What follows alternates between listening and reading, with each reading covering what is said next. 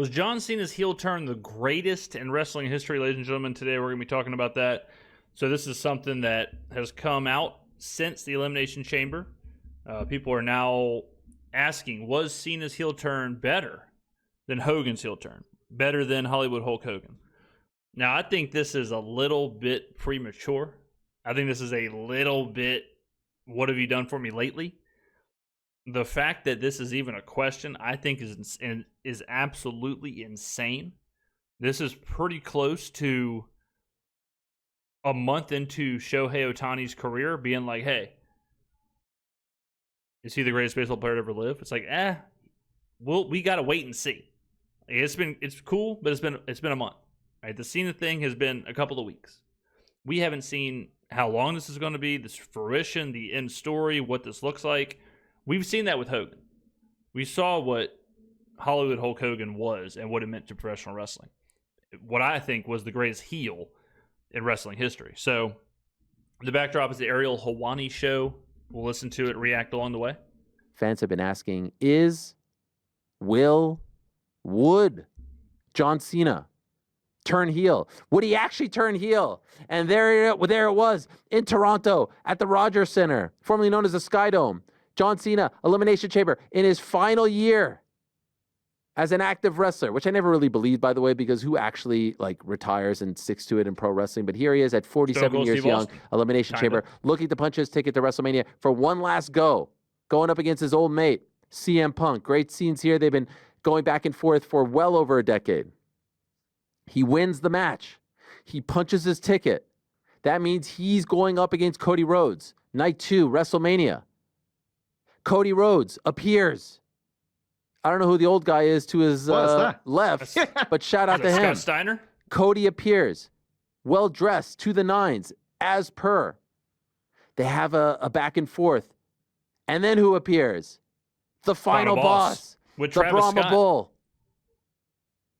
Rocky Maivia, a.k.a. Dwayne, a.k.a. The Rock. No one got a heel turn like Travis Scott. I'll tell you that. Travis Scott has been getting destroyed for his involvement in this.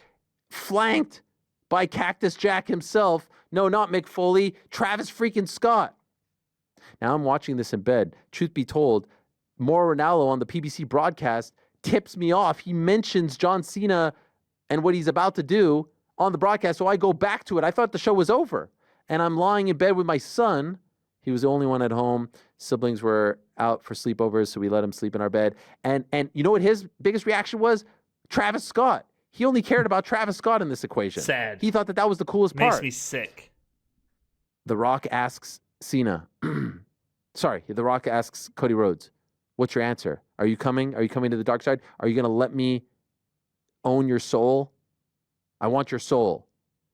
You know what Cody Rhodes said? PT, did you hear what he said? Use the F word. Go fuck yourself. Whoa. He said it. He said, go fuck yourself. And then The Rock was pissed. And then what happened? What happened? Cena and Cody Rhodes embrace. And then it all changed. The look. And then Rock does this weird thing where he slits his throat all weird with 2 fingers. I don't know. People are saying it's a callback. I don't know what that was all about. Yeah, has The Rock Cena never hits done him in that? the balls. He beats him up. Has The Rock never actually done the throat thing? Because the way he did it was weird as hell. He did 3 fingers, and one of them was like that. It was a little weird. He takes the Rolex, and it's an unbelievable, surreal scene involving John Cena finally turning heel. We've never seen this out of him. Certainly not, in the Jorts era, maybe pre-Jorts. The final boss kicking the crap out of Cody Rhodes with the belt, making him bleed, and Travis freaking Scott himself really laying it on Cody Rhodes, potatoing him all over the gaff. Look at this. Bam! Right to the face. Busted his eardrum. Look at this from Travis Scott. Hey, Travis, pull those punches. Oh, he's going to get it. He got it. And then it's iconic scenes. It's NWO 2025, or as our good friend Mark Raimondi put it, NWO Hollywood. Cena, Rock, and T. Scott. Incredible. Now, there's been a lot of talk afterwards. Now, this is serious. This is actually from the heart. Okay. Is this the greatest heel turn? Is this the greatest heel turn in wrestling history? Is this bigger than Hogan joining forces with Scott Hall and Kevin Nash in 1996, Bash at the Beach in July, and forming the NWO. Is this bigger than that? No. I don't think anybody here other than you is qualified to speak on that Yes. part. But I have a very strong take. this is what I will say. Yes. In my I'm not as versed, but because we know this is the end, that takes away from it for me. Because we know there's a limited time that this will be happening, right? Yes. We know that this is the going away tour. That detracts from it for me because it's like, okay, we're giving this to you on the way out. But when Hogan joins the NWO or any of these other big heel turns, who knows? That could be the next decade of the company. Like the Hogan NWO era was massive and huge and went. Yeah, I agree with this. Like, and I guess there's like two parts to the actual question, or there's two ways to actually think about the question. Like, is it the greatest heel turn in its entirety? Like, is it better than the entirety? Is the John Cena as a heel, whatever, is that better than Hollywood Hulk Hogan in their entire runs? The other thing you could say is it moment versus moment? Like, is Hogan being the third man, dropping the leg, whatever, that one moment at Bash at the Beach, is that one moment better or worse than this one moment? If that's the conversation. Now, if you want to make that argument, then I could hear you. You know, I could listen to that the individual moment itself was bigger because, you know, Cena and The Rock and whatever, but even then I'd probably argue against it. But I'm going to take this, unless they change the conversation in the video, I'm going to take it as kind of like their entirety, just as a whole, just from a top-down view. For a while and you didn't know when that was going to end. To me, that takes away from it. And so I can't definitively say that. Okay, now here's the thing. Hogan was about 43 when that happened, Cena 47. Now, again, I don't really believe that he's... That's kind of funny because it is. I've done this before when I go back and watch some of the old WCW. The guys who are old, like Ric Flair, they're not that old. Like, Ariel just said Hogan was 43 at that time.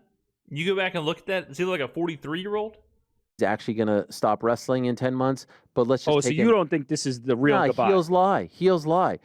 Here's the thing. This whole thing has been a year in the making.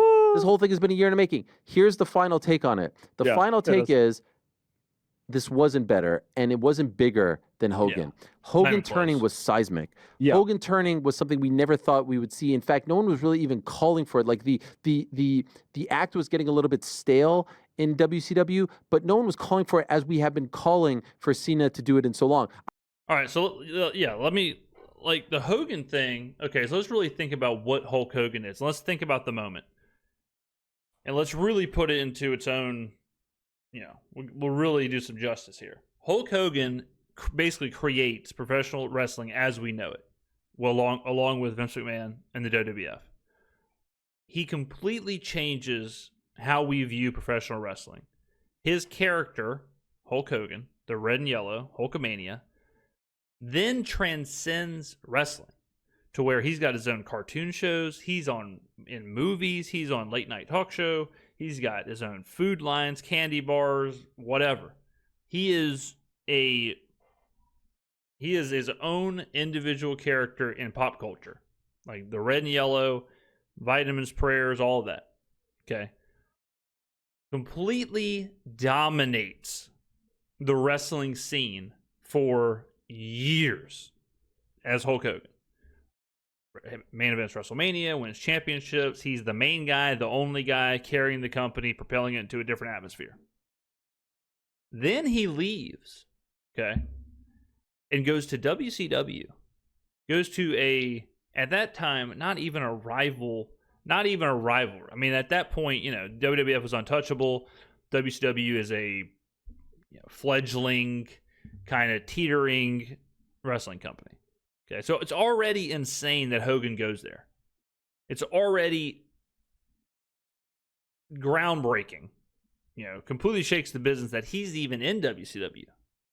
Goes to WCW, like Ariel said, it starts to get stale. And there starts to be kind of a pivot in pop culture, and there's supposed to be a pivot in just kind of what the audience wants, and they want an edgier product. They don't want the superheroes. They don't want the Hulk Hogan and the Lex Lugers of the world and the Bob Backlunds of the world. They're kind of over that, right? Then WCW decides to do the biggest pivot ever in wrestling history, and they go all in on this with the Outsiders of Kevin Nash and Scott Hall.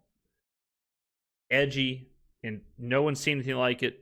Completely different than what WWF has going on. And then Hogan becomes the third man, turns on Macho Man, Sting, and Lex Luger, starts the NWO. The risk that it took for Hulk Hogan to turn heel for everything that he had riding on it, it's not like it is right now, where it's nonstop marks, nonstop internet wrestling community, nonstop all that stuff, where the marks understand the business, and the marks understand the heel turns, and the marks understand this, and they're talking about the dirt sheets, and they're calling their shots before the pay-per-views, and it wasn't like that. So the Hogan heel turn was so much more organic, so much riskier. Now let's talk about the payoff. Hogan then goes on, so that's 1996. That starts off the NWO, which is probably, I don't think any argument, the biggest faction in wrestling history. Okay? So that was born out of the Hogan heel turn, the biggest faction in wrestling history. Hollywood Hulk Hogan, for what I think, is the greatest heel in wrestling history. Okay? It also was so hot that it propelled the WCW to overtake WWF as the main company, the biggest company in wrestling, which is something no one thought was ever possible. For 83 weeks, as we all know. That was born out of it. It then allowed Sting to become the Crow and to chase down Hollywood Hulk Hogan and chase down the NWO, which I would argue is the greatest storyline in wrestling history. That was born out of it. Then they repeated it immediately after and born Goldberg out of it. And Goldberg was then allowed to chase Hogan, Hollywood Hulk Hogan, and beat him in the Georgia Dome for the title, which is one of the greatest moments / storylines in wrestling history as well. Then Hogan goes back to the WWF as Hollywood Hulk Hogan and wrestles The Rock at WrestleMania 18. 6 years later, okay, WrestleMania 18 was in 2002. Basically main events, basically steals the show. Another one of the biggest moments in wrestling history. So the Hogan heel turn flipped the companies, flipped the balance of wrestling, gave us the greatest heel, two of the greatest storylines, existed across two companies, WCW and WWF, and lasted for minimum, you would say, 6 years. That's what this Cena heel turn has to do if it's even in the conversation of the Hogan heel turn. If this Cena heel turn would have happened in AEW, if Cena would have went to AEW, would already have been seismic. But then imagine if he turns heel in AEW. Then imagine if AEW beats WWE in the ratings for 83 weeks, gives us two of the greatest storylines in wrestling history. Then imagine if heel Cena goes back to the WWE and main events WrestleMania and has another title reign all within 6 years. That's what it would have to be on the same level, and it ain't. I've said on this show, I have found the Cena act to be stale. The guy's almost 50 years old. He's still wearing the same jorts that he was wearing back in 2007. Like, the whole thing needed to evolve. The whole gimmick needed to evolve. And so we have been asking and longing for it. Now I'm all in. Now I can't wait. Now I can't wait to see what he says, how he acts, all that stuff and more. The Hogan thing changed an industry. The Hogan thing was a part of the Monday Night War. The Hogan thing helped propel WCW to start beating WWF at the time for 83 straight weeks in the ratings. It changed everything. It led to WWF changing its approach and the Attitude Era. Yeah, the Hogan leg drop, like the Hogan heel turn, I mean, you're kind of stretching it here, but I'd listen to the argument. But the Hogan heel turn kind of created Stone Cold Steve Austin. It created the Attitude Era because that product forced WWE, or WWF at the time, to say, okay, we got to do something. This ain't working. DX is a carbon copy replacement, whatever, for the NWO. DX doesn't happen without the NWO. I'm not sure if Austin happens without Hulk Hogan, Hollywood Hulk Hogan. So WCW winning the war for 83 weeks changed wrestling forever, or certainly changed wrestling in the Attitude Era. And that is because of that leg drop. And Brett screwed Brett and all this stuff. Hogan thing will never be matched. And that, by saying that, sounds like it's taking something away from what happened on Saturday. It is not. Because what happened on Saturday is the last of its kind. We will never see a heel turn like that in wrestling again. Because right now in wrestling, there's a gray area. People come in and out of character. Everyone who's a star has already been a heel. Everyone who's a heel has already been a babyface. Yeah, they flip too much. 100% correct. Like, Cena's one of the few that hasn't, but it is much more normal now for a wrestler to be a heel than a babyface, and a heel than a babyface. Kevin Owens does it every other week. Back then, you were kind of one or the other. Like, back then, you were either a heel, and that's what you were, or you were a face, and that's what you were. Very rarely was that flip-flopping a thing back then. We will never have someone last this long as a babyface. It will never, ever happen again. Mark my words. There will never be someone in wrestling who will be a babyface for 15, 16, 17 years and have this type of impact. So this is the last of its kind. The difference is it doesn't change the industry like Hogan did. And I'm only bringing this up to just explain the two because I understand I was getting it. Actually, I was debating this with Tim Simpson, who's a gigantic wrestling fan. And he was saying that I was crazy for feeling this way. But then my obvious question was, were you around for Hogan? And he wasn't. He's a little bit younger than I am. If you were around for the Hogan thing, you realize that was seismic. That changed the industry. That changed what WWF did. That changed what WCW did. This doesn't change what AEW is doing. And it is an amazing storyline. And now all of a sudden, what felt like a bit of a stale WrestleMania season run all of a sudden feels even better than last year. And then all of a sudden you start thinking back to the little nuggets dropped back in Philadelphia last year and throughout the year, and it all starts to make sense. And it's incredible theater, and it's cool. It's awesome. And it probably will be awesome for the next year. Like, I would assume Cena is going to win at WrestleMania, and this will be fun and cool. But yeah, I don't think it'll be industry shaping. I don't think it'll be industry changing for the next 6 years. And I don't think Cena will carry the company, and we'll see multiple of like the best storylines we've ever seen come out of this. I think it'll be a cool thing in its own little world, but that's pretty much about it. Cinema and WWE has never, at least in the last few years, I will say, they have never felt so close to the mainstream. Drake is in freaking attendance. Travis Scott, like I said, my kids are more excited about Travis Scott's involvement in this angle than anything else. I'll give you another big difference in the two, which I kind of hinted at earlier. There's no risk to this. Cena's already done what Cena's going to do. The world already knows wrestling is, not real. They already understand that it's a show, that it's all just kind of fugazi. Whereas back then, that certainly was not how it was portrayed. So Cena will be a heel, and he'll still be doing Make-A-Wish. Cena will be a heel, and he'll still be doing everything he already does. He'll just be a character on this show. The Rock already tweets about how he's a character, and he's enjoying playing this character and whatever. But it doesn't change him showing up to the red carpet for Terramana or whatever Disney movie and shaking hands and smiling and doing all that. It doesn't change anything. The risk when Hogan turned heel, he put his entire career on the line. There was a legitimate risk. And not to mention WCW, where if it doesn't work, they probably, that's their golden goose. Hulk Hogan was the golden goose.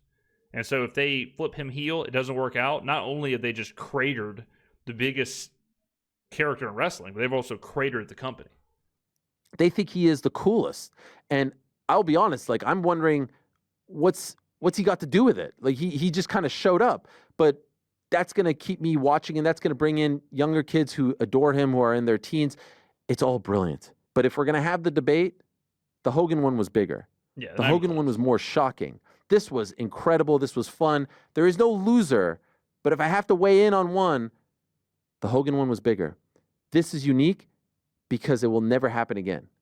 Mark my words. There will never be a babyface for over a decade. I mean, it's kind of like Tom Brady and Patrick Mahomes, where Patrick Mahomes is still like 2 or 3 Super Bowls away from the conversation even being possible on if he's the better quarterback than Tom Brady as far as like their careers because of what Brady did. And yeah, what Patrick Mahomes is doing right now is incredible. It doesn't take away from what he did, but he's still a long way away from being in the conversation of, is he Tom Brady? You know, he is on his way, I guess. And this Cena thing, we'll see how it plays out. Good start, but to already say it's better than something that was so one of its kind, so instrumental, so important in wrestling history is bananas and pajamas. Turn heel in this type of shocking manner. Does that make sense? It will never happen because people are coming in and out all day long, and everyone who's a heel has been a face, and everyone who's a face has been a heel. Cena was the last. There was no one else. And for him to do it in his final year is pretty damn amazing. I freaking love it. It's pretty incredible. But to the great. point, like, it's also a version of, right? The Hogan is like the moment, and this is like when you first see the Sixth Sense, that twist, it's like, holy shit. Years later, now everybody's done a twist. You kind of can expect and have seen it coming. The original is always the one. Yeah. It's Does it have the potential to change, Ariel? Because obviously you're saying you're looking back on the Hogan thing, and we know Monday Night Wars, that played out over a long distance of time.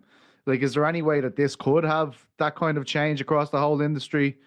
Like, you know. Yeah, if Cena has a 5-year reign as the top dog in the world and he's the biggest heel we've ever seen, and like I said, you get 2 storylines that are similar in scope to the Sting storyline and the Goldberg storyline built out of it, and you get the biggest stable in wrestling history built out of it. And yeah, if all that happens, then maybe, yeah. The Cena one in comparison to Hogan, because obviously when Hogan did that spray paint, all that stuff, it was playing out over years and months with the Monday Night Wars and stuff. Is there any way this one could have the same amount of change? no, because the change is. But it's the same with the Brady Mahomes thing, where it's like, is there any way Brady or Mahomes could catch Brady? Yeah, if he wins whatever 9 Super Bowls, sure. But until then, like, what are you supposed to do? You know, until he does it, and you know, I mean, just think alone how much bigger this would have been if it happens in AEW, or how much more like, holy shit, it would have been. Because then you're talking about a different brand. Now they're competing directly with the WWE. Now it's like, okay, Cena's turning heel, something he never did in the WWE for AEW. Like, that alone would be bigger than this. Because then it's like, whoa. Not only is he in AEW, not only is he going against the WWE, that alone is huge, but now he's finally decided to turn heel in a rival company. That alone would have made it bigger. And because of those factors, that, like, the fact that there's a better option that didn't happen, you know, shows you like how far this has to go to catch Hollywood. Isn't there to be had. The change isn't there to be had. The industry isn't what it was back in the 90s. It could be huge. It's going to be big box office. It's going to be fascinating theater. But and maybe it's unfair for me to say, but the change just isn't there to be had. If this was happening in AEW and this helps propel them, then you could start to compare it. But WWE is so far ahead right now. You know, they're cooking with Crisco. They're cooking with gas. Well, another thing too with the 90s was just how big when the NWO and Hogan were popping off in WCW and they were winning the war, and WWF was trying to catch up, and WWF was starting to build the Stone Cold Steve Austin thing. During that time, WCW and Raw, or Nitro and Raw, were going head to head. They were both getting like an 8 rating every single week. So you're talking about, like, to think about a show, a combined industry, which is the wrestling industry, getting a like 16, you know, having like almost 20 million viewers every single week for years is crazy. Like, when you think about just how popular wrestling was at that time. And that's because of that heel turn. Because, like I said, that catapulted the NWO, and that catapulted then, a couple years later, DX and Stone Cold. So far ahead right now, you know, they're cooking with Crisco. They're cooking with gas. Thanks for watching. I mean, it's kind of like, too, like saying, like, is Cody Rhodes a bigger babyface than Stone Cold Steve Austin? You know, It's like, look, Cody Rhodes is awesome, but Stone Cold Steve Austin saved the company. Like he was a babyface of purport. Like it was something, you know, you'll never ever. Just the things that had to happen to line up in order for him to do what he did. To complete, I mean, he was the babyface version of Hollywood Hulk Hogan. You know, I've always said I think Hollywood is the best heel of all time, and Hulkamania Hulk Hogan is arguably the best babyface of all time. But if you are to say who else would it be, Stone Cold Steve Austin would be the replacement as the greatest face of all time because of him flipping the war and him kind of changing the entire landscape of the industry.